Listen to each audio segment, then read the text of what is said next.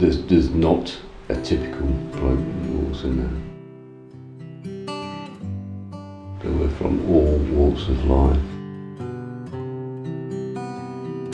The same way there's no typical perpetrator. You wouldn't spot a perpetrator on the street, you wouldn't spot a victim or survivor on the street.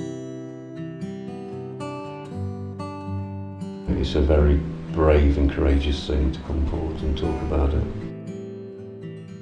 We've had the storylines in Coronation Street. I think that provoked a 1500% response to a national helpline. I think there's one just gone on in Holyhoaks at the minute. So all those things, highlight the awareness of male sexual abuse. I don't think people really understand how traumatic it is just to make the phone call. I was actually swigging a bottle of wine, nipping to the fridge and taking a drink. I had the phone number on my phone, just waiting to press, the call button, and kept looking at the number, swigging the wine, looking at the number. Eventually made the call anyway, and within about 2 hours I got a text message back from the project manager asking if they could ring me, which I sent one back saying yeah, and it kind of went from there. And I came in for an initial assessment to see if they could help me and whether the service matched my needs, which it did. And within 2 weeks after that, I started my counselling sessions, 1-hour sessions. If you imagine you've got this wound and the wound's called abuse or whatever,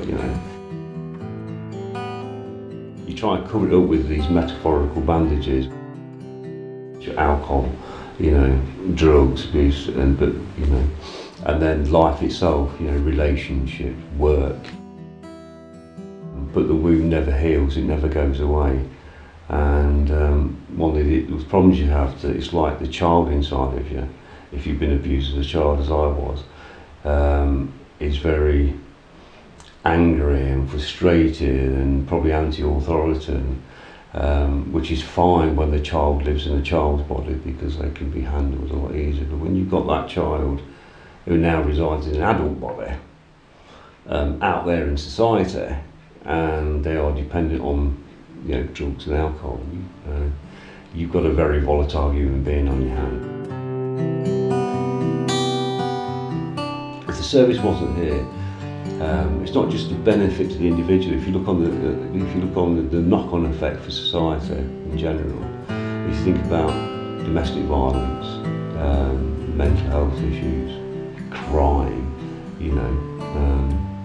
if men get the help they richly deserve, it's common sense and logical to think that those factors will be reduced.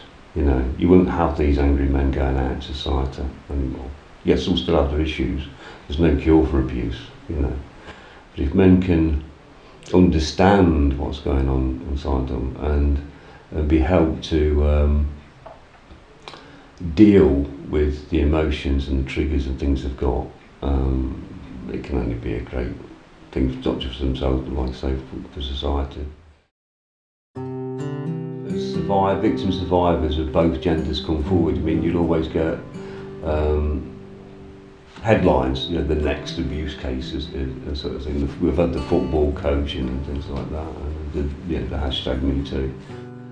It's brave people of both genders coming forward, and victim survivors, I guess watching them on TV, that actually enables them to think,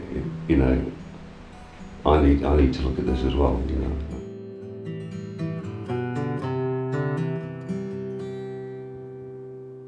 If I use my own personal experience, even though I've gone through the counselling process, there's no cure for abuse. I still get triggered, and there'll be times when something kind of traumatic went on in my life. I had a 2-hour session with my counsellor.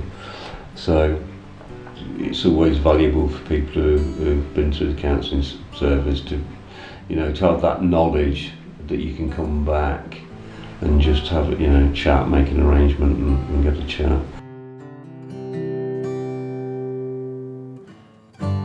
It's probably the biggest act of self-kindness you could ever do for yourself. because it will change your life. There's no doubt about it. It's changed my life beyond recognition, really, from what it was.